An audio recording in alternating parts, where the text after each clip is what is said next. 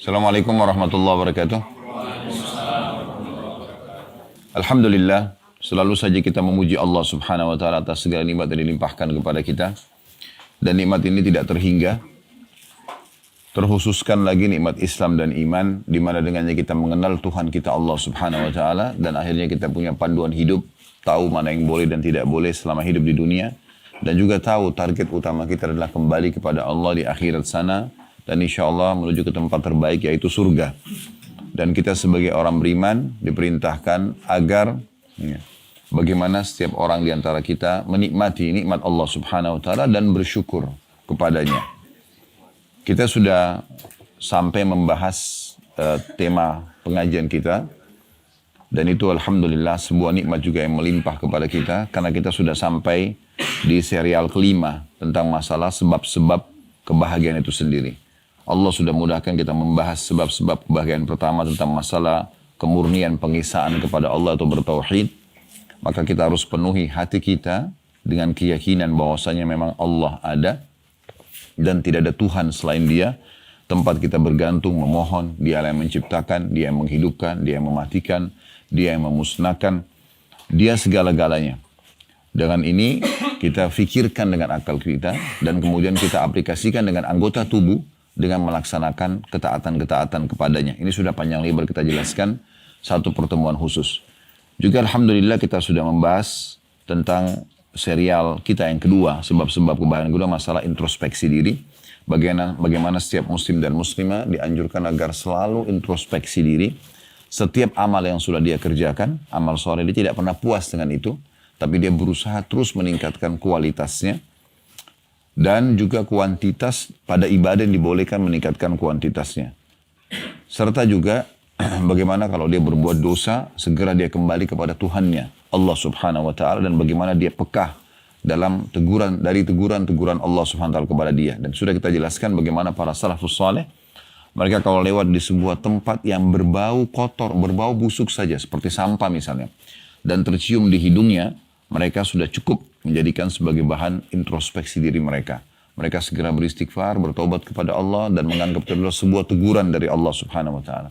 Bahkan sebagian di antara mereka mengatakan, aku mengetahui aku punya dosa dengan Tuhanku di saat aku melihat perubahan sikap pasangan hidupku, kemudian tungganganku, dan juga tikus yang ada dalam rumahku. Begitu pekah mereka memahami tentang masalah teguran-teguran dari Allah subhanahu wa ta'ala. Sehingga selalu saja mereka berada di rel yang benar. Setiap amal yang sudah dikerjakan, mereka selalu coba untuk memaksimalkan dan tidak mau menurunkan kualitasnya karena masalah introspeksi diri itu. Begitu juga dengan dosa, mereka berusaha untuk segera kembali ke Allah dan tidak akan mengulanginya. Ini juga satu tema khusus, lebih dari 1 jam kita membahas pada saat itu. Kita juga alhamdulillah sudah membahas serial kita, serial ketiga tentang sebab-sebab kebahagiaan masalah menuntut ilmu agama. Dan bagaimana kita sudah jelaskan tentang keutamaannya, pentingnya ilmu agama. Dan yang paling penting adalah kita fahami ilmu agama lebih kita butuhkan. Duduk belajar seperti ini lebih kita butuhkan daripada makanan pada saat lapar, minuman pada saat haus, tempat tidur pada saat ngantuk, dan obat-obatan pada saat sakit. Karena ilmu agama akan memandu kita, mana makanan, mana minuman, mana tempat tidur, dan yang lain-lain yang boleh dan tidak boleh. Maka ilmu agama ini sangat dibutuhkan. Bahkan tidak ada hari bagi seorang muslim dan muslimah kecuali belajar ilmu agama. Ingat saya pernah bahasakan itu hari, walaupun kita masih di Hotel Syaza waktu itu ya. Kalau masih diingat di ruangan kita, bagaimana ilmu agama itu tidak akan datang sendiri. Dan tidak ada orang lahir dalam kondisi sudah pintar. Harus belajar. Dan ilmu itu harus didatangi. Ya, dan berusaha untuk diraih. Tidak ada ilmu datang tiba-tiba sendiri. Apalagi kalau orang hanya sekedar belajar seminggu sekali. Ya, saya sudah singgung itu hari hanya sekedar mendengarkan khutbah Jumat saja misalnya 20 menit, 30 menit. Itu nggak mungkin. Dia dikatakan sudah bisa belajar agama. Tapi dia harus belajar agama maksimal. Ya, dia coba meluangkan waktu untuk belajar ilmu agama tersebut. Kemudian kita juga sudah membahas alhamdulillah serial kita yang keempat, sebab-sebab kebahagiaan masalah pengabdian abadi atau sibuk dengan amal soleh. Bagaimana setiap muslim dan muslimah harus menjadikan setiap detik hidupnya bermakna, berarti. Dia mengerjakan ketaatan-ketaatan kepada Allah SWT, apakah itu yang wajib ataupun sunnah. dan dia berusaha menjauhi apapun yang dilarang, baik itu haram juga makruh. Dan ini penting sekali untuk dilakukan karena memang tujuan kita ada di sini adalah untuk mengabdi kepada Allah SWT. Kita semua dari muka bumi ini memang untuk sujud kepada Allah, untuk ibadah, berzikir, baca doa, membaca Al-Quran, umrah dan haji, sibuk dari ibadah ke ibadah yang lainnya. Dan kalaupun ada yang kita ingin lowongkan, maka minimal sekali harus perbuatan tersebut mubah. Harus perbuatan tersebut mubah dan tidak boleh berlama-lama dalam hal mubah. Dia berlama-lama seperti tidur mubah. Kalau dia berlama-lama maka bisa menjadi hukum yang makruh. Bahkan bisa saja menjadi sesuatu yang haram kalau dia meninggalkan kewajiban-kewajiban yang Allah bebankan. Seperti sengaja tidur di waktu sholat misalnya. Sehingga sholat kalau dari waktunya maka ini menjadi haram bagi dia. Kemudian juga kita sudah menjelaskan Alhamdulillah sebab-sebab kebahagiaan serial kelima, kemarin tepatnya, tentang masalah peka akan nikmat Allah. Yaitu banyak bersyukur kepada Allah. Dan sudah kita berikan contoh kemarin, bagaimana hal-hal yang dibenci oleh manusia pun ternyata bagian daripada nikmat Allah Subhanahu wa Ta'ala. Masih ingat kemarin masalah lapar, masalah haus, capek, sakit, semua itu di mata sebagian besar manusia yang tidak masuk iman dalam hatinya. Mereka menganggap itu adalah sebuah ujian. Ya, tidak ada yang mau lapar, tidak ada yang mau haus. Padahal sebenarnya dengan lapar dan haus jadi nikmat dia makan dan minum. Jadi dengan capek dia nikmat tidur, gitu kan? Dengan dia sakit dia tahu nikmatnya kesehatan. Maka semua ini dengan hikmah Allah Subhanahu wa Ta'ala terjadi. Maka kita harus peka memahami nikmat-nikmat Allah Subhanahu wa Ta'ala. Ini sebab kebahagiaan yang luar biasa. Karena kita selalu jeli melihat setiap hal yang kecil pun selalu kita syukuri. Dan ini ya penting sekali dalam hidup setiap muslim agar dia bisa meraih kebahagiaan. Dalam bersyukur kepada Allah, kita dianjurkan agar melihat orang yang di bawah kita. Agar melihat orang yang di bawah kita. Setiap kali ada nikmat, lihat orang di bawah, jangan lihat orang yang di atas kita. Karena kita tidak akan bersyukur kalau melihat orang yang lebih daripada kita. Tapi lihat selalu orang yang di bawah kita.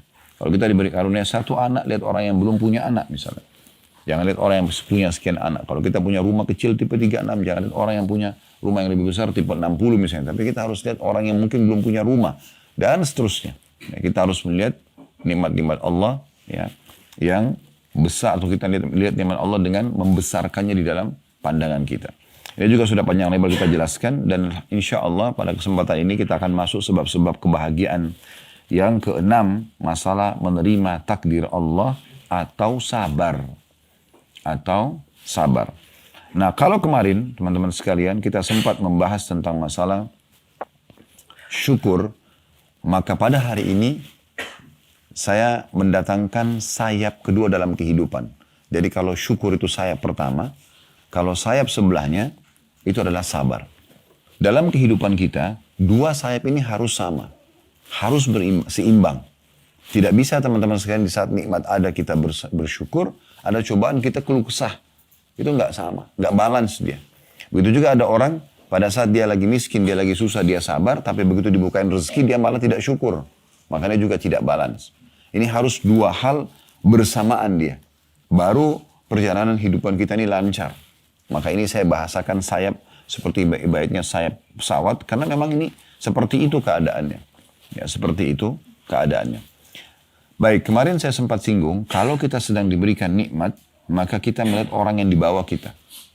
Ya, orang diberikan motor, jangan lihat orang yang punya mobil, tapi lihat orang punya masih pakai sepeda. Orang yang diberikan mobil misalnya tahun 2020, jangan lihat orang yang punya mobil 2023. Tapi dia lihat orang yang masih pakai motor misalnya. Terus begitu kita lihat orang yang lebih di bawah kita supaya kita selalu bersyukur. Nah sekarang kalau bersabar ini sebaliknya. Setiap ada ujian datang kita lihat orang yang di atas kita. Kalau kita sedang flu, lihat ada orang yang flu dan demam. Kalau kita flu dan demam, ada orang flu, demam, dan rematik. Begitu terus. Lihat orang yang lebih berat musibahnya. Kemarin kita sudah sampaikan kisah bagaimana ya, Urwah bin Zubair rahimahullah. Masih ingat ya? Masih ingat nggak ini? Masih. Alhamdulillah. Bagaimana dia datang ke istana khalifah, kemudian ya anaknya mati, kemudian kakinya diamputasi. Tapi subhanallah dia masih bisa mengatakan Alhamdulillah. Karena Allah karuniai dia 4 orang anak. Dia bilang Alhamdulillah. Allah mengambil anak saya 1, Allah masih tinggalkan 3. Allah ya mengambil kaki saya 1, tapi Allah masih tinggalkan 3. Yaitu 2 tangan dan 1 kaki. Dan dia masih bisa bersyukur dalam keadaan itu. Bahkan baginda Nabi SAW beliau dalam sebuah riwayat disebutkan, kalau beliau sedang merasakan dan mendapatkan nikmat yang besar, atau nikmat Allah SWT umumnya, beliau mengatakan, Alhamdulillahilladzi bi ni'matihi tatimmus shalihat. Segala puji bagi Allah yang dengan izinnya lah semua nikmat tersempurnakan. Setiap ada nikmat selalu menyebutkan itu. Dapat apapun, sunnahnya kita mengatakan, Alhamdulillahilladzi bi ni'matihi tatimmus shalihat. Dan kalau sedang ada ujian, maka Nabi SAW mengatakan, Alhamdulillah ala kulli hal. Segala puji bagi Allah dalam setiap keadaan. Jadi dalam keadaan musibah pun, ujian pun, beliau mengatakan Alhamdulillah ala kulli hal. Nah ini semua nikmat yang luar biasa yang tidak bisa terhingga. Kita masih dimudahkan untuk pergi haji, kita masih dimudahkan untuk belajar, kita dimudahkan dengan segala fasilitas makan, minum. Jadi menjadi orang soleh dan soleh itu enak sekali. Kita menikmati dunia ini bukan tidak menikmati. Kita boleh makan, boleh minum, boleh pakai pakaian, boleh bekerja, boleh kejar titel tertinggi. Boleh kejar prestasi terbaik di dunia ini. Yang penting 5 huruf halal. Dan jauhi 5 huruf yang lain haram. Selesai. Islam tidak pernah batasi. Itu nikmat yang melimpah luar biasa. Seperti sekarang kita haji. Bukankah ini nikmat besar? Betul kita keluarin biaya. Tapi kita menikmati. Ada hotel bintang 5. Ada fasilitas segala macam. Ya, makanan, minuman. Dan kita tinggal menyembah Allah SWT. Selama haji kita beribadah. Dan setelah itu meninggal. Kalau orang meninggal pun. Sudah kita sebutkan di manasik. Orang kalau meninggal sementara dia sedang beribadah haji, ya, ataupun berihram, kalau dia haji, ya, maka kalau dia meninggal, dicatatkan baginya pahala haji sampai hari kiamat. Masih ingat di mana sih kita sampaikan hadis sahih itu kan? Itu juga dengan orang yang meninggal dalam kondisi dia berjihad, orang dia berumrah, dia lagi berumrah lalu dia meninggal, maka dia dicatatkan baginya pahala umrah sampai hari kiamat. Bukan 1-2 kali umrah, tapi sampai hari kiamat. Sampai meninggal dalam keadaan dia berperang, maka juga dicatatkan baginya pahala jihad itu sampai hari kiamat. Ini nikmat-nikmat yang luar biasa yang tidak bisa terhingga. Selanjutnya kita panjatkan salam hormat kita kepada Nabi besar Muhammad sallallahu alaihi wa ala alihi wa sahbihi wasallam sebagaimana telah Allah perintahkan kepada kita. Dan bahkan Allah Subhanahu wa taala menjadikan salawat ini adalah zikir yang paling afdal setelah la ilaha illallah serta juga memberikan balasan yang sangat besar bagi orang yang selalu membacakan salawat kepada Nabi alaihi salatu wassalam. Nah, setiap nama beliau disebut, maka kita harus memuji, ya, menyebutkan salam hormat kita kepada beliau sallallahu alaihi wasallam, dan ini dibalas 1 kali salam dengan 10 kali rahmat Allah Subhanahu wa taala. Baik teman-teman sekalian, kita akan masuk ke bahasan kita tentang masalah penerimaan terhadap takdir atau sabar. Kita akan mulai dulu dengan masalah penting untuk difahami.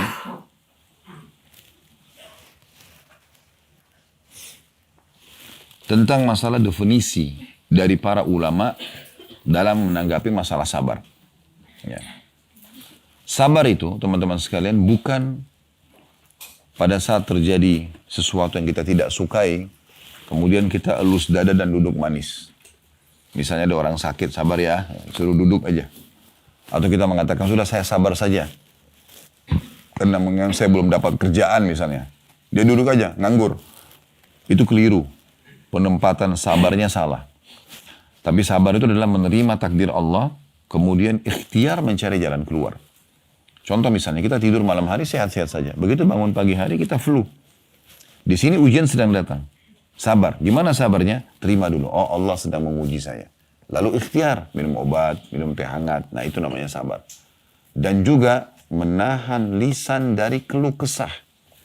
Karena kalau orang berkeluh kesah tentang ujian datang kepadanya, semua orang diberitahukan, maka seperti dia sedang mengeluhkan Tuhannya yang sedang menguji dia. Dan ini tidak boleh. Tidak boleh sama sekali. Makanya dalam Islam masalah sabar ini betul-betul ditekankan definisinya. Ya. Ibrahim Al-Khawwas, ya, rahimahullah mengatakan, hakikat sabar adalah teguh di atas kitab, Alkitab dan Sunnah. Maksudnya mengikuti panduan Al-Quran dan Sunnah, wahyu. Bagaimana panduannya? Kayak tadi saya katakan. Semua orang akan diuji. Mustahil ada orang tidak diuji.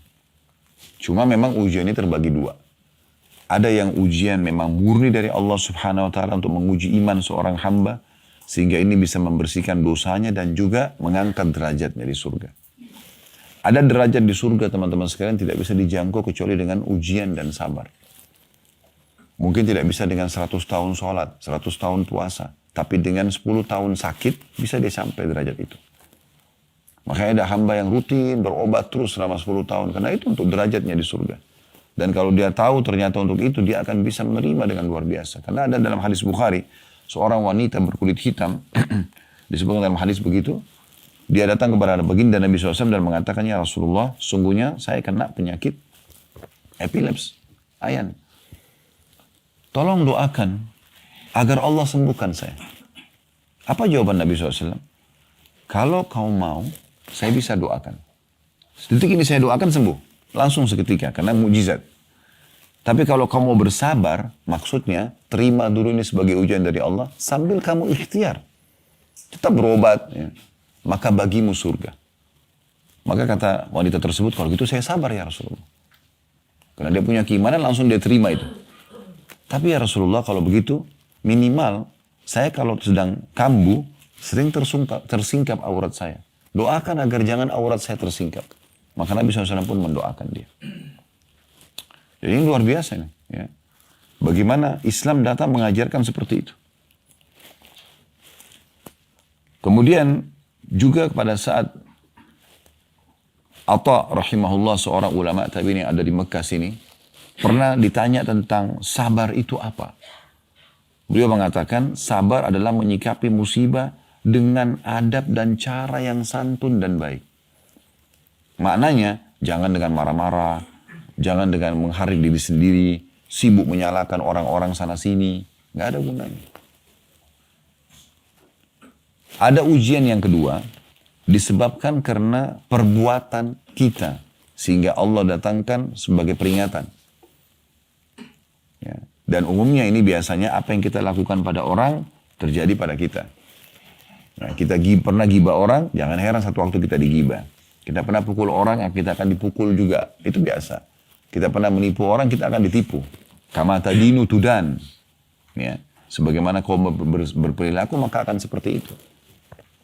Dan ada banyak riwayat menyebutkan tentang masalah dari baginda Nabi SAW. Ya. Bagaimana kalau seseorang itu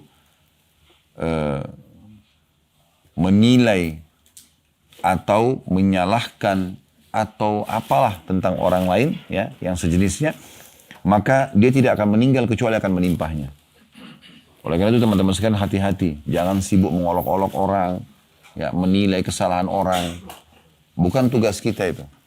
Kalau ada kesalahan dari orang, tugas kita atau kekeliruan, maka tugas kita adalah menasihati, memandu dia, berbagi agar dia bisa, ya, menemukan solusinya. Ya. Jadi kita bisa seperti itu. Kemudian kita bersyukur kepada Allah Subhanahu wa Ta'ala karena sedang tidak menimpa kita. Sebagaimana Nabi SAW bersabda, siapa yang melihat satu kekurangan atau ujian pada seseorang yang tidak menimpa dirinya, maka hendaklah dia mengucapkan, Alhamdulillahilladzi afani mimma btala bihi.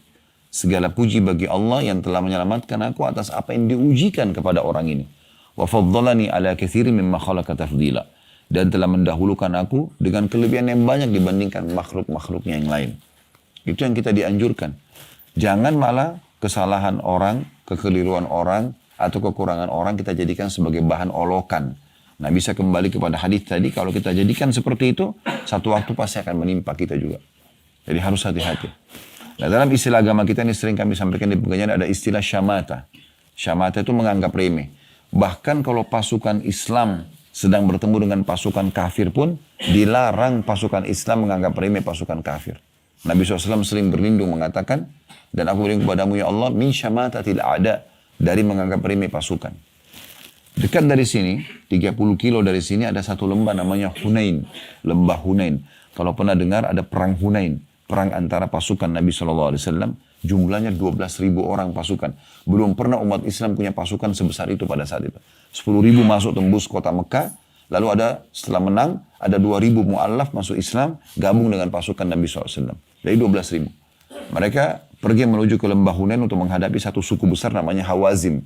Setelah Quraisy takluk, Hawazim ini juga harus ditaklukkan karena mereka mau menyerang Madinah pada saat itu. Bertemulah pasukan muslimin dengan pasukan Hawazim ini di lembah Hunain. Lembah yang sangat terjal ke bawah gitu.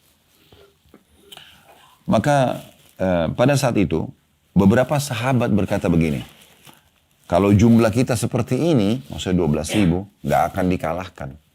Begitu aja ngomongnya. Kalau jumlah kita seperti ini, kita tidak akan dikalahkan. Dengan itu Allah uji umat Islam kalah di awal peperangan. Coba dibaca kalau mau tahu tentang sebab kekalahan di perang Hunain di awal peperangan, itu karena itu. Ya. Itu luar biasa, mereka punya pasukan perang yang sangat kuat, tapi karena menganggap remeh musuh, maka sudah cukup Allah SWT datangkan ujian. Ini antara pasukan muslim sama pasukan kafir. Coba bayangin. Sampai 12.000 itu kocar-kacir. Ada yang lari ke Madinah, ada yang lari pulang ke Mekah. Yang tinggal di sekeliling Nabi SAW itu hanya antara 100 sampai 300. Beberapa buku-buku sejarah berseri pendapat. Hanya itu saja. Yang bertahan melawan musuh jumlahnya mereka, kalau tidak salah jumlah musuh itu sekitar 10 ribuan orang. Tapi akhirnya dengan kesabaran, Allah SWT berikan kemenangan kepada Nabi-Nya SAW. Jadi ini contoh. Makanya Umar bin Khattab berkata radhiyallahu anhu, saya khawatir kalau ada seorang wanita yang hamil, perutnya besar, lalu saya mengatakan, ya, perutnya besar ya, Allah membuat perutku pun membesar. Jadi nggak boleh sama sekali. Kalau ada kekurangan pada diri orang, kita alhamdulillah, engkau tidak ujikan padaku ya Allah, gitu. Ya, dia butuh masukan, dia butuh nasihat, dia butuh saran, berikan. Tapi kita bersyukur karena kita tidak diuji. Jangan malah temannya cadel, dicontoh-contohin, gitu kan. Diolok-olok. Ya, ada banyak orang begitu ya. Sehingga ini akhirnya akan menimpa dirinya sendiri. Jadi ini harus hati-hati. Oleh karena itu kita harus betul-betul menanggapi semua ujian datang dengan melihat nih. Kalau kita merasa kita nggak melakukan kesalahan kepada Allah, berarti dia murni ujian yang Allah datangkan untuk pengampunan dosa kita yang lalu-lalu atau peninggian derajat kita. Kalau ada sesuatu yang pernah kita lakukan, berarti itu sebabnya. Ini hukumannya. Ya, ini hukumannya. Makanya ada banyak ikhwah dan akhwat kita yang sudah hijrah. Kemudian mereka mengatakan, kenapa Ustaz ya setelah hijrah, saya ternyata masih ada ini dan itu. Ya. Pikirannya itu orang kalau sudah hijrah, sudah dekat dengan Allah, berarti tidak ada ujiannya. Keliru ini. Justru ujian akan datang. Ya, ujian akan datang. Datang kalau dia memang tidak melakukan dosa, berarti Allah ingin segera melipat gandakan banyak pahala dia, pembersihan dosa dia, peninggian derajat yang dia tidak bisa jangkau memang. Karena terlalu banyak waktu yang dia buang-buang dan lalaikan sebelum dia berhijrah. Atau kalau memang sebelum dia hijrah pernah dia sakitin orang lain, nah saat ini datang pembersihannya. Bahkan termasuk rahmat Allah Subhanahu wa Ta'ala kalau Allah datangkan hukuman di dunia sebelum akhirat. Itu termasuk rahmat Allah Subhanahu wa Ta'ala. Kalau Allah sayang dengan seorang hamba, Allah akan bersihkan hukuman dia, hukuman dia di dunia sebelum di akhirat. Dan kita perlu tahu, manusia-manusia terbaik pun di muka bumi ini, itu diuji oleh Allah Subhanahu wa Ta'ala. Tidak ada yang tidak diuji. Tidak ada yang tidak diuji. Coba kita lihat surah Al-An'am, surah nomor 6. Kalau bisa buka aplikasi Al-Qur'annya di handphone, ayatnya 34. Para nabi-nabi pun diuji. Jadi bukan mereka karena nabi, orang terdekat dengan Allah lalu tidak diuji. Oh, diuji semuanya. Tapi ujian-ujian ini, ya, ada yang karena memang Allah murni menguji mereka, ada yang memang ada yang melakukan kesalahan lalu Allah SWT berikan peringatan supaya berhenti dari kesalahan tersebut. Dalam surah Al-An'am ayat 34 Allah berfirman, saya bacakan, walaqad kudzibat rusulun min qablika fasabaru ala ma kudzibu wa udzu hatta atahum nasruna. Wala mubaddila li kalimatillah walaqad ja'aka min naba'il mursalin. Ini Allah SWT kokohkan hati Nabi-Nya Muhammad SAW dengan ayat ini. Karena Nabi SAW diuji sama Allah SWT. 13 tahun fase dakwah di kota Mekah yang kita sekarang ada, kita bisa rasakan ketentraman seperti ini. Pembangunan renovasi masjid haram luar biasa. Kita bisa tawaf, kita bisa sa'i, kita bisa ibadah. Ini tidak terjadi di awal Islam. 13 tahun awal Nabi SAW menyampaikan agama di sini, itu luar biasa ujiannya, luar biasa. Beliau adalah tokoh Quraisy. Siapa yang tidak kenal beliau sampai diberikan julukan As-Sadiqul Amin. As-Sadiq itu orang yang jujur, Al-Amin yang sangat terpercaya. Waktu pernah terjadi di Mekah, Hajar Aswad. Di masa itu mereka mau renovasi Ka'bah, kemudian setelah renovasi mereka mau letakkan Hajar Aswad. Nah, peletakan Hajar Aswad ini dianggap satu kemuliaan. Suku-suku Quraisy bersaing, siapa yang meletakkan nih? Nah, ada satu suku Quraisy yang menyembeli domba, lalu darahnya dituang di satu bejana, lalu mereka semua laki-lakinya celupin tangan supaya ke darah itu, lalu mengangkat, lalu mengatakan, kalau ada yang meletakkan Hajar Aswad selain kami, terjadi pertumpahan darah. Maka suku yang lain lakukan hal yang sama. Sembeli domba, taruh lagi darah di bejana, semua celupin tangan. Kalau ada yang letakkan Hajar Aswad selain kami, terjadi pertumpahan darah. Hampir semua satu Mekah ini perang pada saat itu. Luar biasa gitu keadaannya. Sudah mereka semua hanusin pedang, sudah mau saling perang satu sama lain. Pokoknya berebut sampai meletakkan Hajar Aswad, karena ini dianggap satu kemuliaan, akan dikenang sepanjang masa gitu. Akhirnya ada satu orang tua bijaksana dari mereka mengatakan begini saja. Ini kalau dibiarkan terjadi peperangan nih, pertumpahan darah. Dan Quraisy akan habis, nggak ada lagi keturunan Quraisy nanti. Kalau kalian mau dengar saran saya, maka saya menyarankan agar siapa yang pertama masuk dari pintu Bani Syaibah, ada pintu gerbangnya kota Mekah itu namanya pintu Bani Syaibah. Kita jadikan dia sebagai penentu keputusan. Apa yang ditentukan kita terima. Maka akhirnya semua sepakat, baiklah kalau gitu. Jadi ribuan orang pada saat itu, puluhan ribu penduduk Mekah, matanya semua nyorot ke pintu Bani Syaibah. Dan yang masuk adalah Nabi Muhammad SAW. Pada saat beliau masuk, serentak semua puluhan ribu orang ini mengatakan, As-sadiqul amin, as-sadiqul amin radina. Orang yang terjujur dan terpercaya, dua kali diulangi sama mereka, serentak itu. Orang yang jujur dan terpercaya, kami sudah ridho. Maka Nabi SAW pun datang dan menengahi mereka dengan cara, beliau meminta kain, kemudian meminta setiap suku mendatangkan kepala sukunya. Semua kepala suku memegang ujung-ujung kain. Jadi semua kepala suku mewakili sukunya, dan beliau sendiri SAW yang meletakkan batu itu di atas kain tersebut, lalu disuruh jalan ke dekat Ka'bah, lalu Nabi SAW yang letakkan Hajar Aswad itu. Nah, ini kejadian besar di Mekah ini, karena mereka semua mengakui tentang kejujuran Nabi SAW. Tapi apa yang terjadi? Pada saat Nabi SAW mengatakan, aku adalah utusan Allah. Begitu beliau diperintahkan oleh Allah SWT untuk menyampaikan wahyu, beliau naik ke sebuah bukit di dekat Safa dan Marwah. Sekitar situ dulu ada bukit. Ya. Bukit ini untuk menyampaikan iklan informasi. Nabi SAW naik di situ. Orang-orang Quraisy kumpul semuanya, karena di situ tidak boleh sembarangan orang naik. Ya. Karena yang naik itu berarti akan menyampaikan informasi penting. Apakah ada kematian seorang tokoh, ada pasukan yang akan menyerang Mekah. Jadi nggak boleh sembarangan gitu. Waktu mereka lihat Nabi SAW di situ, maka mereka tahu ini penting nih. Lalu Nabi SAW mengatakan, wahai Quraisy, kalau seandainya saya mengatakan kepada kalian, di belakang gunung ini, di belakang pintu gerbang Mekah ini, ada pasukan akan menyerang Mekah. Kalian percaya nggak? Kata mereka, tentu saja. Karena kami belum pernah mendapatimu bohong sekalipun. Nabi nggak pernah bohong sekalipun. Sallallahu alaihi wasallam.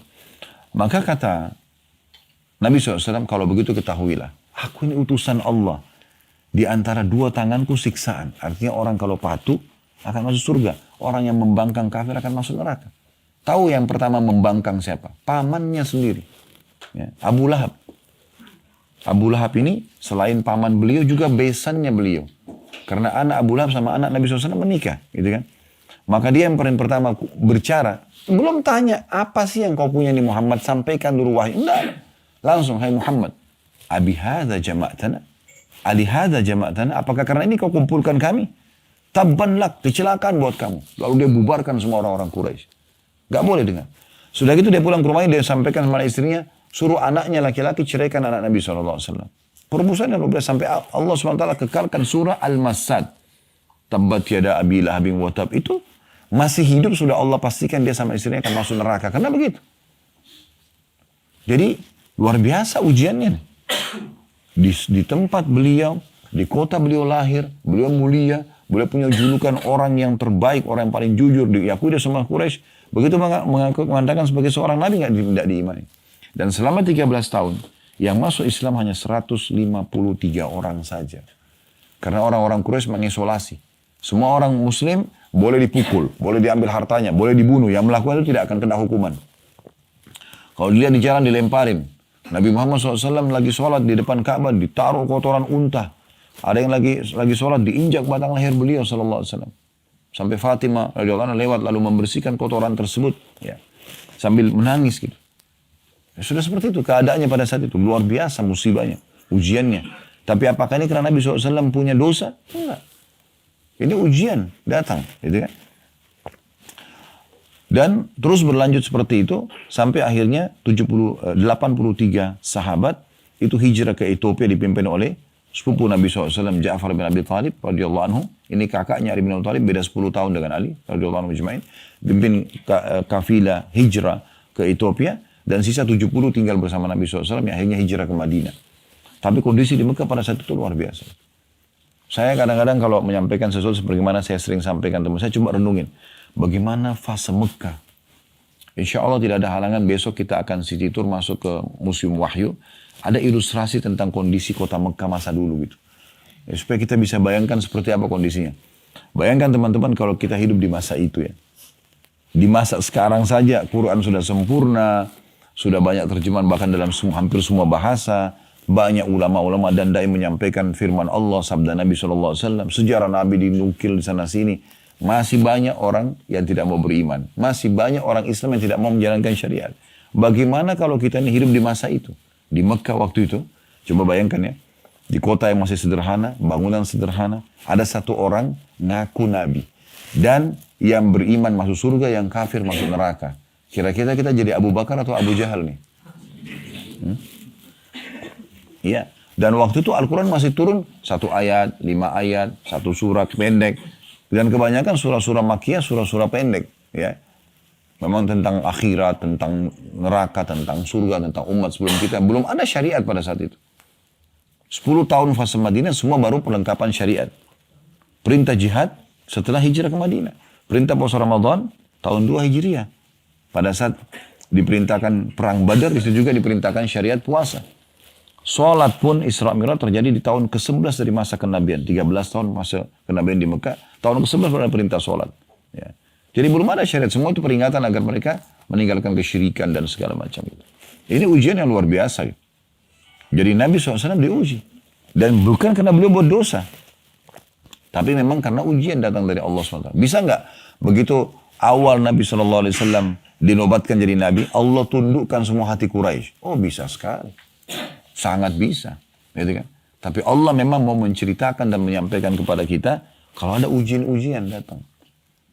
Dan itu tujuannya untuk meninggikan derajat kita di surga, untuk pembersihan dosa-dosa, kalaupun ada dosa misalnya. Dan memang Allah Subhanahu Wa Taala bukan cuma menguji baginda Nabi SAW, tapi Rasul-Rasul sebelumnya. Makanya waktu ujian-ujian datang kepada Nabi SAW dan berat bagi beliau. Sampai beliau pada saat sudah ditolak terus di Mekah, disakitin terus, dikatakan penyihir, penyamun. Wah, pemisah antara suami istri, banyak julukan-julukan dikasih kepada Nabi SAW. Beliau sudah tidak tahu harus bagaimana lagi. Kemudian beliau keluar ke kota Taif, yang insya Allah kita akan pergi besok. Beliau keluar ke sana, jalan kaki.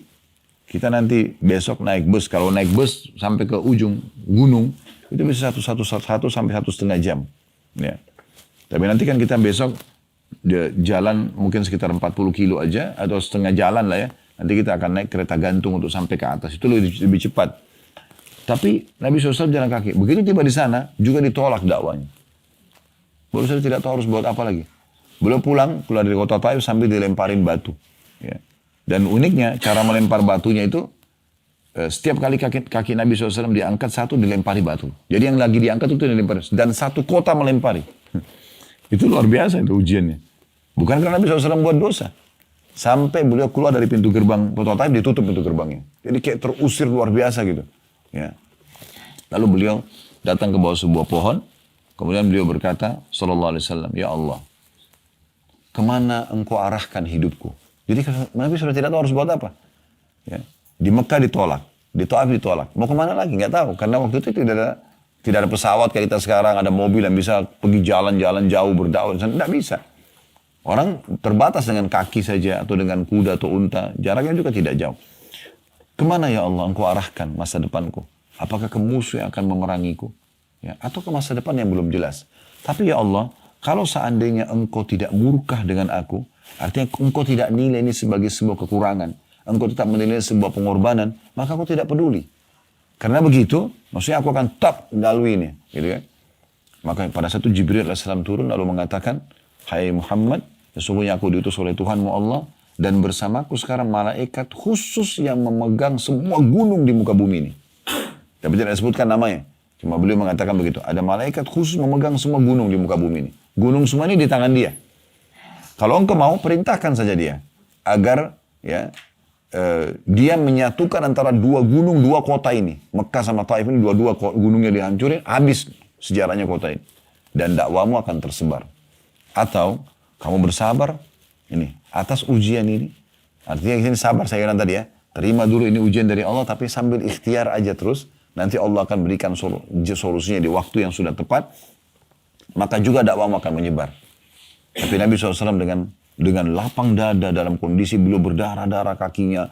Sudah ditolak sana sini. Karena Allah berikan berita gembira ini beliau mengatakan saya akan bersabar. Semoga dari keturunan mereka keluar orang yang beriman kepada Allah. Subhanallah. Keluar lahir dari Abu Jahal.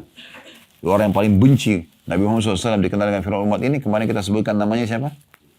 Ikrimah bin Abi Jahal radhiyallahu anhu.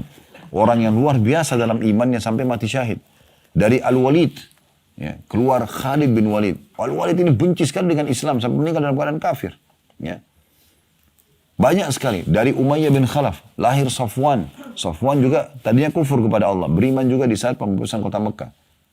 Wahsy yang membunuh Hamzah di perang Badar, di perang Uhud. Juga masuk Islam dalam kota Mekah. Gitu. Dari kota Taif sendiri keluar penghafal hadis yang paling banyak. Ada yang tahu siapa dari laki-laki? Abu Hurairah. Namanya dia Abdurrahman ibn Sakhr radhiyallahu anhu. Ya. Ini dari kota Taif, dari suku Daus, suku aslinya kota Taif yang tadinya juga menolak dakwah. Subhanallah, doa Nabi SAW diterima.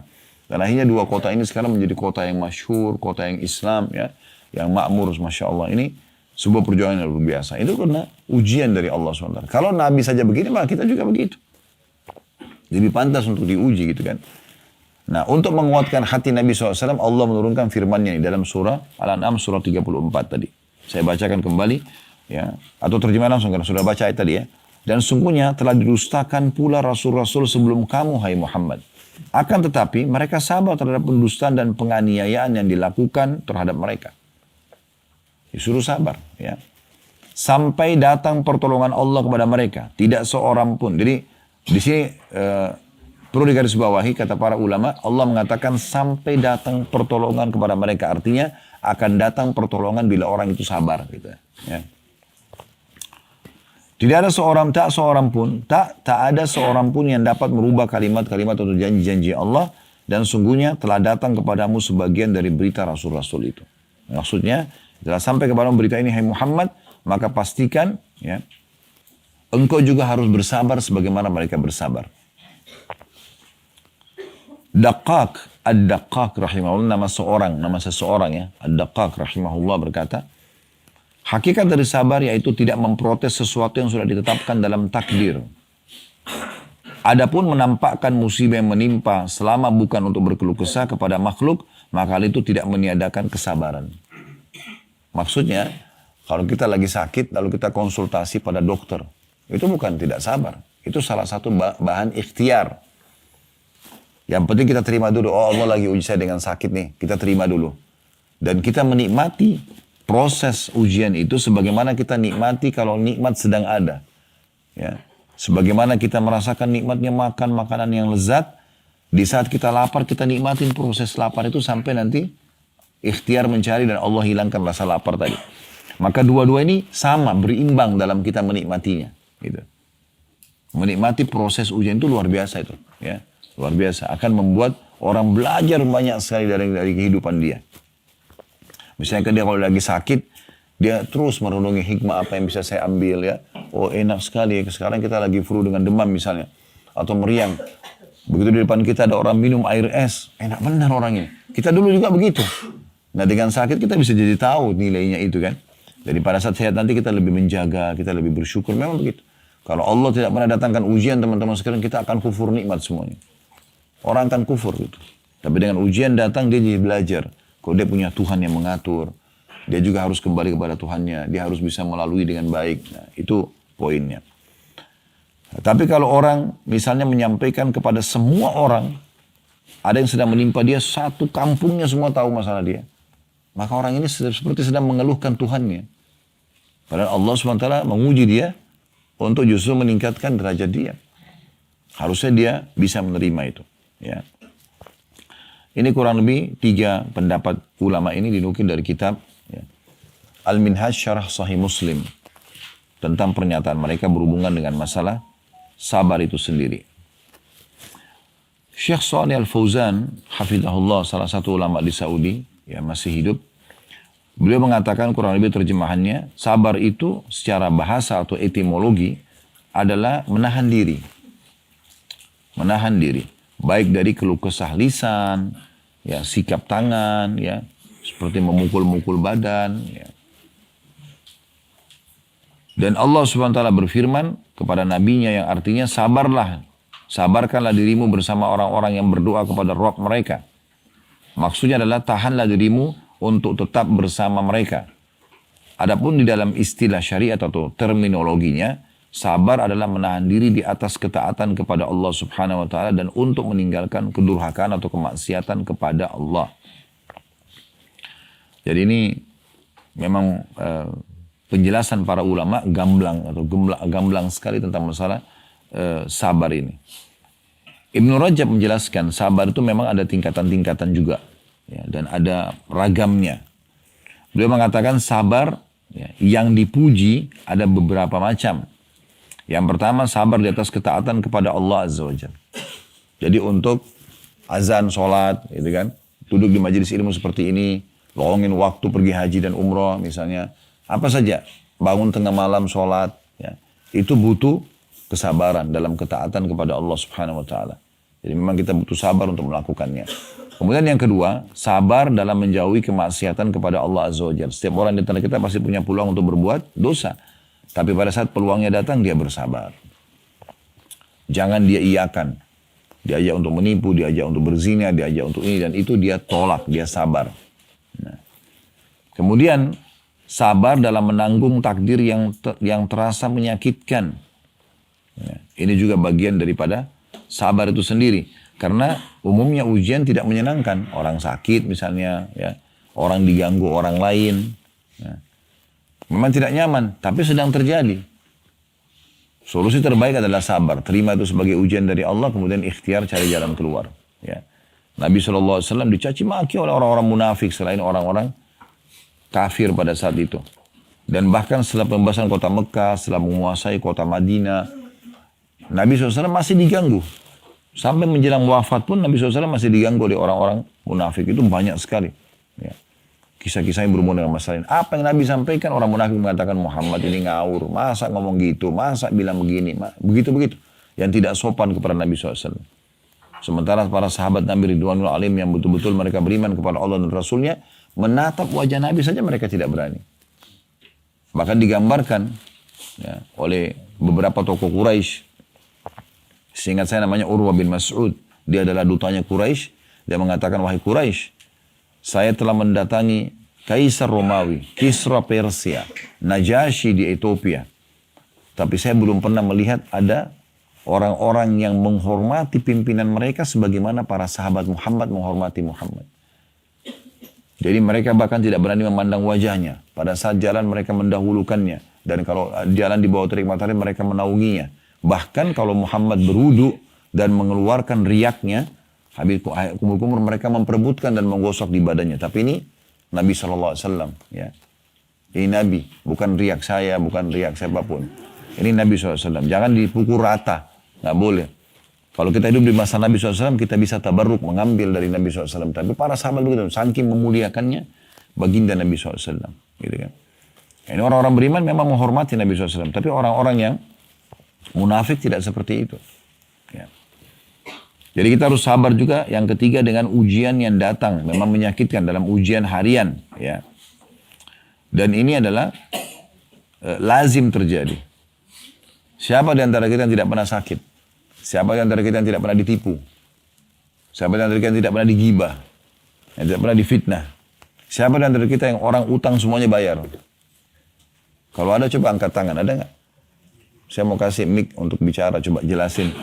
Oh iya Ustadz, saya memang nggak pernah sakit. Wah itu coba.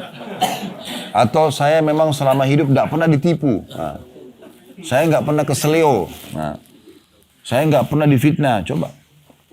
Siapa di antara kita yang melalui rumah tangganya terus nggak pernah cekcok? Ada? Ada, Masya Allah. Mana? Coba. Iya. Ternyata ada saja. Dan itu terjadi pada Nabi SAW. Ya. Tapi pada saat sedang datang, kita jadikan sebagai bahan. Kita langsung gini, lihat. Oh, ujian ini ternyata saya kayaknya nggak buat salah nih. Oh, berarti murni ujian dari Allah. Udah sabarin aja, terima. Berarti ini peninggian derajat nih. Setiap ujian ini, di ujung jalannya ada satu hadiah besar. Tapi prosesnya sabar. Kalau selama perjalanan keluh kesah terus tidak ada manfaat. Apa kata Umar radhiyallahu anhu? Dia tidak akan dapat bonus itu. Kata Umar, orang dalam menghadapi ujian terbagi. Ada orang yang dia bisa menerima itu sebagai putusan dari Allah Subhanahu wa taala. Maka yang dia dapatkan adalah dia mendapatkan pahala. Dia mudah dalam melalui prosesnya dan dia akan dapat jalan keluarnya. Sekarang kita lagi sakit. Oh, Allah lagi uji saya. Udah, dia tenang aja. Dapat pahala. Karena menerima sebagaimana Allah kasih dia kesehatan, Allah kasih dia sakit. Sebagaimana Allah kasih dia masa muda, Allah kasih dia masa tua. Ya, begitu terus ada ujian. Ini kan berpasang-pasangan. Maka dapat pahala. Yang kedua dia mudah melaluinya. Orang kalau tahu ini lagi diuji, ya sudah nikmati aja prosesnya. Toh pahala berjalan. Dan pasti menemukan solusinya. Atau yang kedua, orang nggak bisa terima. Dia dapat dosa kena protes keputusan Tuhannya. Dia sulit melaluinya. Karena semua keluh kesah. Dan tidak menemukan jalan keluarnya.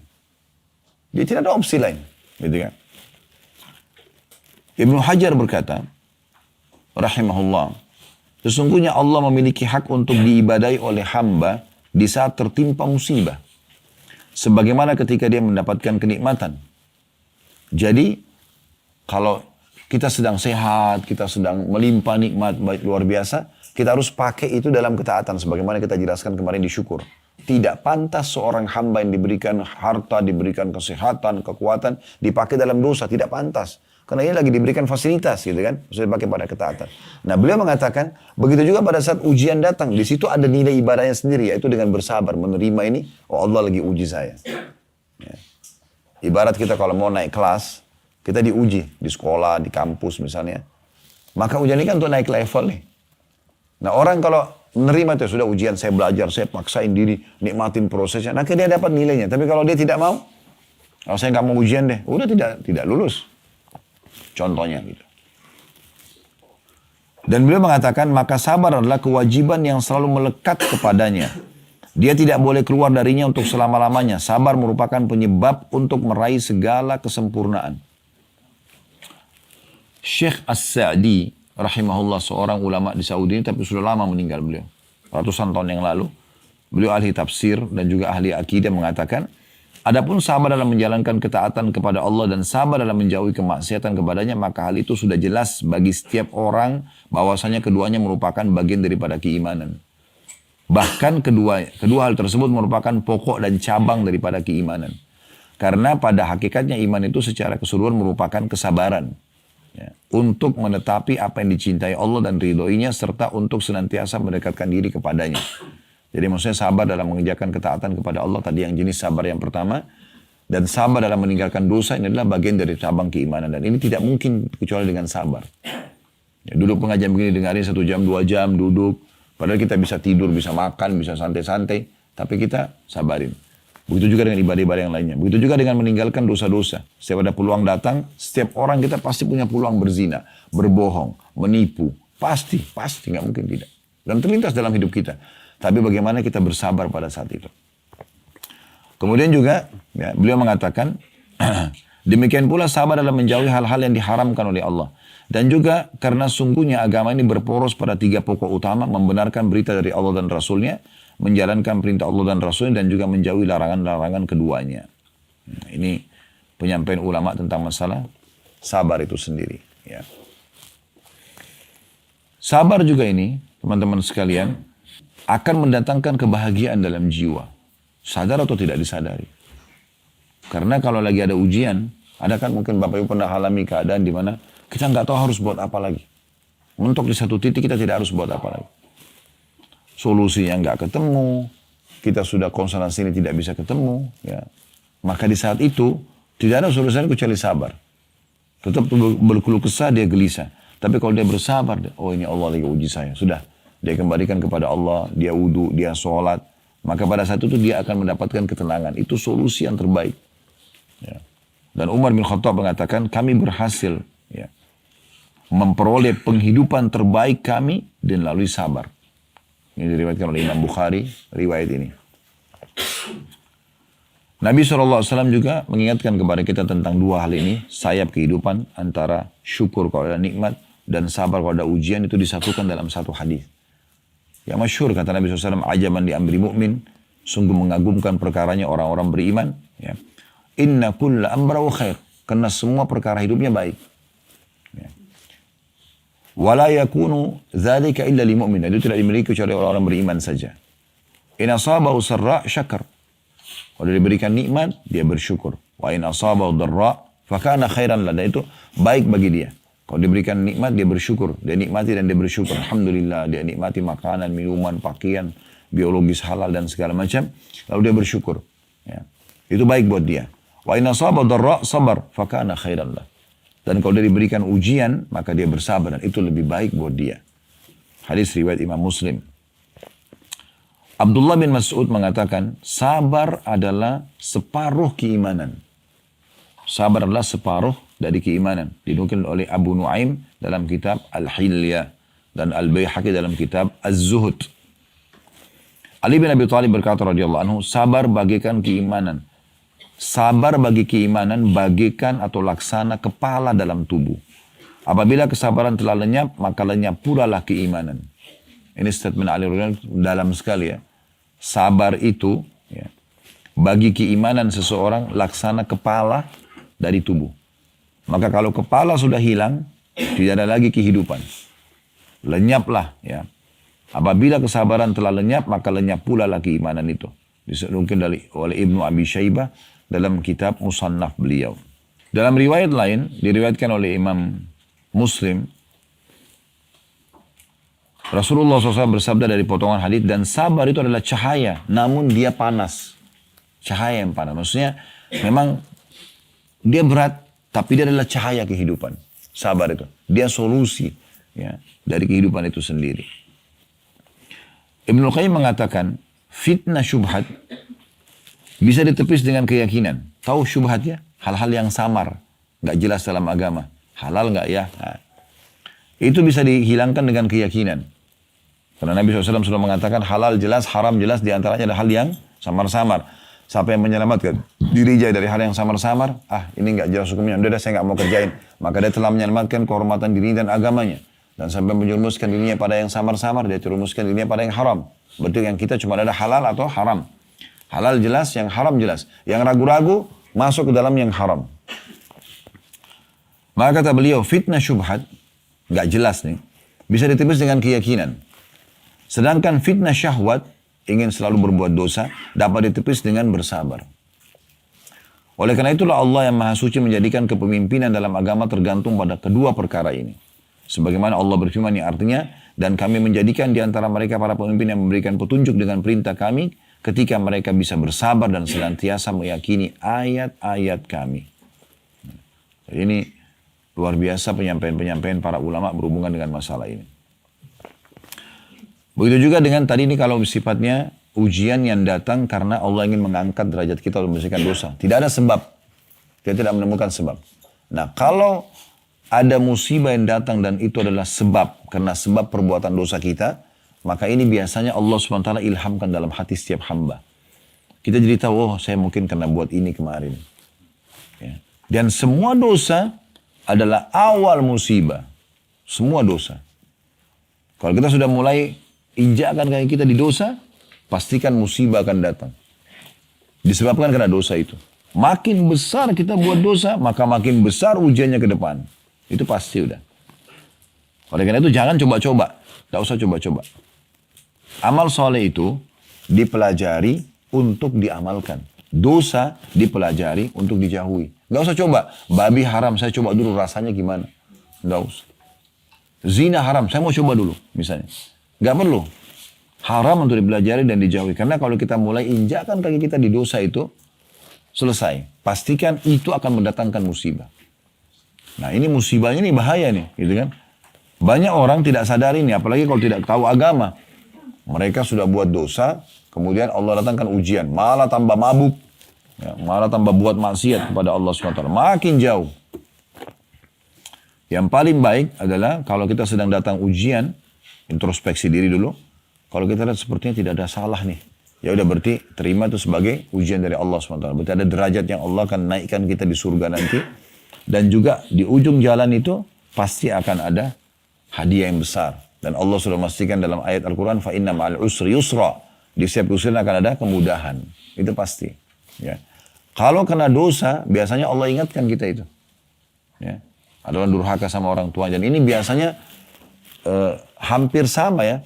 Makanya kata Nabi SAW, ya, berbaktilah dengan kedua orang tua kalian. Efeknya apa? Allah akan memberikan kepada anak-anak yang bakti pada kalian.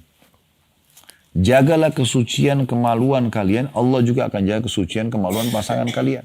Jadi memang efeknya seperti itu. Ibnu Katsir menukil keterangan dari Al-A'mash, dari Abu Dayyan atau Dabyan. Dia berkata, Abu Dayyan ini, dahulu kami duduk bersama Alqamah ketika dia membaca ayat yang artinya barang siapa yang beriman kepada Allah maka Allah akan menunjuki hatinya. Maka ditanya kepada beliau, maknanya apa? Siapa yang beriman kepada Allah, Allah akan berikan hidayah hatinya. Wa may yu'min billahi yahdi qalbah, ayatnya. Maka beliau mengatakan orang-orang yang dimaksud dalam ayat ini adalah orang-orang yang tertimpa musibah dan mengetahui bahwasanya musibah itu berasal dari sisi Allah dan dia pun merasa ridho dan pasrah kepadanya. Jadi menerima keputusan tersebut. Ada banyak hikmah yang bisa kita ambil dari musibah yang sedang datang. Ya. Kita jadi pertama menyadari kalau kita punya Tuhan yang mengatur semua ini. Ya. Sehingga tidak ada jalan lain kecuali kembali kepada pemilik yang menciptakan kita, yang menciptakan musibah itu. Karena cuma dia memiliki solusinya. Dan di saat itu sebenarnya Allah sedang menginginkan kita kembali kepadanya. Kita kembali kepadanya. Jadi ini poin, ya. Sehingga kita tahu kalau kita punya Tuhan. Poin pertama. Hikmah yang kedua, ini hikmah pertama. Hikmah kedua, kita jadi belajar dari ujian yang sedang datang. Kalau seandainya teman-teman kita waktu kecil dulu naik sepeda, jatuh, kita nggak mau lagi belajar sepeda, sampai sekarang kita tidak akan bisa. Tapi pada saat itu kita masih sangat polos. Jatuh belajar lagi. Jatuh inilah, bisa terima. Nggak apa-apa. Kenapa sekarang pada saat kita sudah dewasa, ini kita nggak belajar nih. Gitu. Bahwasanya kita bisa sebenarnya, tapi dengan melalui proses itu. Pelajaran. Ya. Kita lihat kepada orang-orang yang lebih berat ujiannya.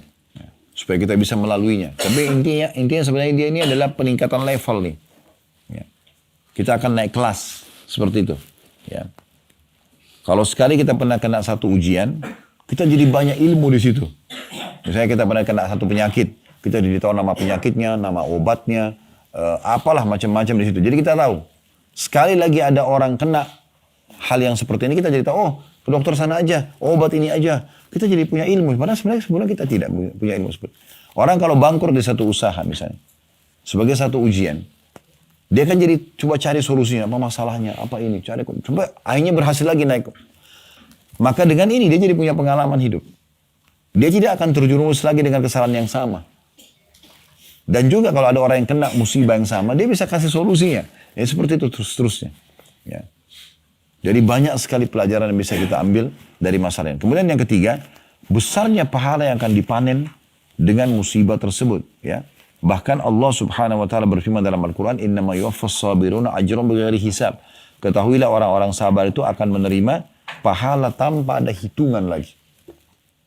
Dalam sebuah riwayat yang sangat luar biasa, kata Nabi SAW, nanti orang-orang yang banyak, yang sedikit ujiannya di dunia. Ujiannya sedikit dia. Semua orang diuji, tapi ada yang sedikit. Melihat orang-orang yang banyak ujiannya di dunia, orang yang lahir dalam keadaan miskin, susah hidupnya, segala macam, itu nanti hari kiamat dikasih pahala melimpah orang-orang yang banyak ujiannya. Maka orang yang sedikit ujiannya, melihat nikmat yang besar Allah kasih hanya karena sakit, hanya karena diganggu orang, hanya karena keseleo, hanya karena mungkin rumahnya biasa, gubuk. Maka karena dibalas sama Allah dengan pahala yang besar, maka orang-orang yang sedikit ujiannya berharap, kata Nabi SAW, dikembalikan ke dunia untuk digunting-gunting kulit mereka. Itu kan sakit sekali kan. Tapi mereka berharap kembali dunia supaya digunting-gunting kulitnya, supaya mereka mendapatkan pahala seperti orang-orang itu. Jadi memang ada teman-teman pahala yang tidak bisa kita jangkau kecuali dengan ujian tersebut. Ini hikmah-hikmah Allah yang luar biasa di balik semua. Dan begitulah agama Islam, ya, mendatangkan keterangan kepada kita. Nah, saya tutup dengan teman-teman sekalian, kalau ada orang yang datang ujian pada dia dan bisa bersabar, pastikan itu pembersihan dosanya. Itu luar biasa. Mungkin tidak cukup dengan istighfar. Dalam sebuah riwayat kata Nabi SAW, ada dosa-dosa yang tidak cukup dengan istighfar. Tapi Allah akan ujikan penyakit kepada hamba tersebut, dengannya bersih dosa-dosanya. Pernah ada seorang sahabiat Nabi perempuan, beliau lagi demam. Nabi SAW kebetulan menjenguknya, lalu menanyakan, ada apa denganmu? Dia bilang, ya Rasulullah, demam. Semoga Allah tidak berkahi. Karena dia merasa demam mengganggu dia. Kata Nabi SAW, jangan kau caci maki demam itu. Karena demam itu menggugurkan dosa, sebagaimana ya, pohon menggugurkan daun-daunnya.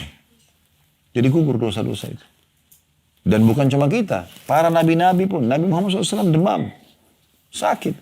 Sampai pada sahabat masuk ke dalam kamar beliau, waktu jenguk lagi sakit, pegang di atas selimut beliau, demamnya sampai tembus panasnya. Lalu kata sahabat itu, ya Rasulullah, Anda benar-benar ditimpa demam yang luar biasa nih. Belum pernah kami lihat demam seperti ini. Kata Nabi SAW, iya, aku diujikan 2 kali lipat dari yang diujikan kepada kalian. Jadi kalau kita 40 mungkin teman-teman dokter sudah tahu, 40, itu sudah masuk dirawat kan ya. Beliau berarti 80 itu, bagaimana panasnya itu. Jadi ujiannya berat. Lalu kata sahabat ini, ya Rasulullah, apakah itu berarti Anda diberikan juga double pahala? Kata Nabi SAW, iya, tentu saja. Lalu orang ini mengatakan, siapa orang yang paling berat ujiannya ya Rasulullah? Kata Nabi SAW, para nabi-nabi. Nabi ini harusnya kan yang paling selamat dari ujian gitu. Tapi mereka justru yang paling banyak ujiannya. Sampai kata Nabi SAW, siapa yang ditimpa musibah, ingat musibahku. Maka pasti akan meringankan musibah dia. Orang yang terhormat di Mekah, tadi sudah kita kasih ceritanya, ya, malah ditolak sama kaumnya sendiri, malah pamannya sendiri yang memusuhinya. Ya. Itu di perang Uhud, nanti akan kita ceritakan insya Allah di lokasi Uhud kita di Madinah, yang memegang bendera, ya, 10 orang pegang bendera Quraisy itu semua dari suku Abiddar, dari keluarganya Nabi sendiri, yang membenci Nabi SAW. Jadi untuk menunjukkan memang kebencian mereka kepada agama Islam ini. Bagaimana orang tidak sakit yang dia dakwai keluarganya sendiri nolak gitu. Padahal kebenaran, kebaikan. Agama Allah ini kan semua baik ya. Jujur, amanah, tanggung jawab, bakti sama orang tua, jenguk orang sakit, bersedekah. Apa yang tidak baiknya gitu. Dan semua yang tidak baik dilarang. Bohong, menipu, mukul orang, ambil haknya orang lain. Tidak. Berarti agama ini baik, tapi mereka nolak. Itu kan musibah. Ya. Luar biasa gitu. Dan Allah Subhanahu Wa Taala memberikan ujian kepada Nabi SAW 13 tahun dakwanya ditolak di Mekah itu. Bukan main-main 13 tahun, waktu yang cukup lama. Tapi setelah itu karena beliau bersabar, Allah berikan kemenangan, Allah berikan kekuasaan. Dalam 10 tahun saja, ya, seluruh jazirah Arab itu takluk di tangan Nabi SAW. Tidak sampai di situ. Beliau tidak meninggal kecuali sudah selesai jazirah Arab. Di masa Abu Bakar yang saya ceritakan kemarin dari 11 sampai 13 Hijriah, itu juga fitnah jazirah Arab sudah selesai, nabi-nabi palsu. Di masa Umar bin Khattab 13 sampai 23 Hijriah, itu ekspansi Islam. Setengah dunia dikuasai umat Islam. Dan terus saja Islam menyebar dari kesabaran Nabi SAW ini sampai kepada kita semua. Nah ini satu hal yang luar biasa itu. Siapa di antara kita teman-teman sekalian yang bisa mengalahkan musibah Nabi SAW? Allah karunia beliau 7 orang anak.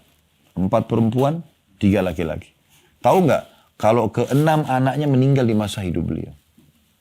7 ini anak, 6-6-nya mati. Cuma 1 yang masih hidup dan meninggal 1 tahun setelah Nabi SAW meninggal. Dimulai dari 3 anak laki-lakinya. Kita tahu anak laki-laki biasa lebih diharapkan karena dia bawa nasab dan segala macam. Tapi Qasim, karena beliau punya julukan Abul Qasim, wafat masih kecil. Baru lahir sudah meninggal. Kemudian yang kedua Abdullah, meninggal juga. Pas lahir beberapa waktu meninggal. Ini dari Khadijah radhiyallahu anha. Lalu beliau menikah sama Maria, dari Maria juga lahir Ibrahim, juga meninggal masih kecil. Sampai waktu meninggal Ibrahim, Nabi SAW melihat 3 anak laki-laki meninggal semua. Beliau netesin air mata.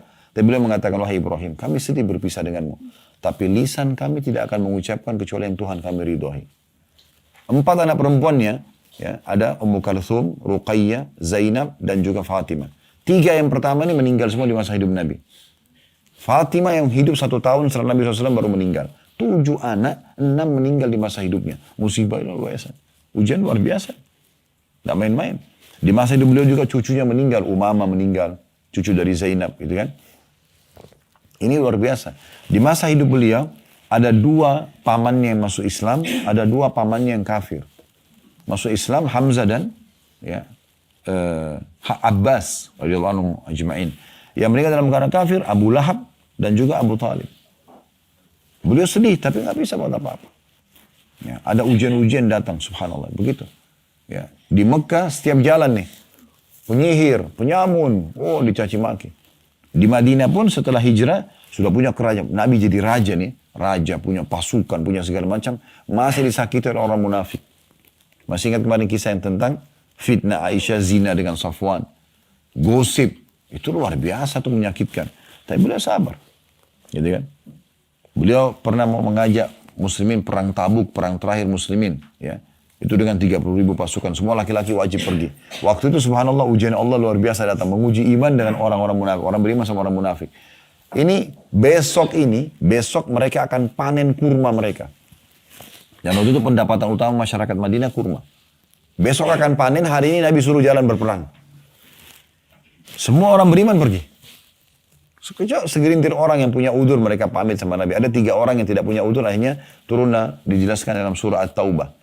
Di antaranya Ka'ab bin Malik dan teman-temannya yang memang tidak sempat pergi dan akhirnya mereka mohon ampun kepada Allah, Allah maafkan. Tapi cuma 3 orang, selebihnya ribuan orang pergi semua. Orang-orang mukmin yang pergi. Mereka anggap itu adalah ajakan lebih indah berjihad jalan Allah, ya mati syahid daripada panen kurma. Tapi orang munafik bilang apa? Muhammad ini kenapa suruh-suruh orang perang di musim panas? Waktu itu musim panas. Dan besok kita mau panen. Kenapa nggak tunda berapa hari lagi? Kenapa harus sekarang? Ya. Maka Allah turunkan firman-Nya, katakan kepada mereka orang munafik, sungguh neraka jahanam lebih panas daripada apa yang mereka rasakan ini. Maka itu ujian dan banyak sekali ujian yang lain ya. Banyak sekali ujian yang lain yang Nabi SAW rasakan. Di perang Uhud itu gigi beliau pecah. Ya, pelipis beliau berdarah, pipi beliau sempat tertusuk dengan topi besinya SAW. Ya. Di perang Khaybar, kelingking beliau kena anak panah Yahudi, kemudian beliau kena racunnya, makanan orang Yahudi. Banyak ujian datang. Padahal pada saat itu Allah SWT janjikan pasti akan menang Khaybar. Seperti itulah. Ya. Nabi SAW mengatakan apabila Allah menghendaki hambanya mendapatkan kebaikan, maka Allah segerakan baginya hukuman di dunia. Jadi kalau ada ujian-ujian datang itu sebenarnya pembersihan dosa ya. Daripada dihukum di akhirat, bentuk kasih sayang Allah, kata Nabi SAW, Allah segerakan di dunia. Dalam bentuk penyakit, flu, demam. Kadang-kadang kita tidak sengaja, bukan niat mau menjepit tangan, kita terjepit pintu. Ada saja. Gitu kan. Kita lagi jalan baik-baik, nggak ada apa-apa, sepatu kita bagus, jalannya lurus, keseleo. Ada saja. Kata Nabi SAW, apabila Allah menghendaki hambanya mendapatkan kebaikan, maka Allah akan segerakan baginya hukuman di dunia. Dan apabila Allah menghendaki keburukan untuknya, maka Allah akan menahan hukumannya sampai akan disempurnakan balasannya di akhirat kelak nanti. Dan ini lebih bahaya kalau diberikan ujian di akhirat nanti. Allahu a'lam. Itu saja, subhanakallahumma bihamdika, asyhadu an la ilaha illa anta astaghfiruka wa atubu ilaik. Wassalamualaikum warahmatullahi wabarakatuh.